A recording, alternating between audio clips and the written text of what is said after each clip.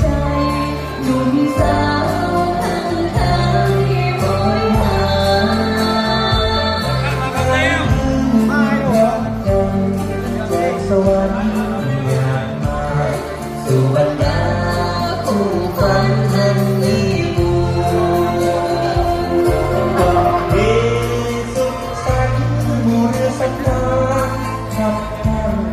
ป่ารักใต้น้ำบ้านบุญ ก่อนเป็นใหญ่เรื่องงามความไม่งดงามจังเลยเรียกกันสู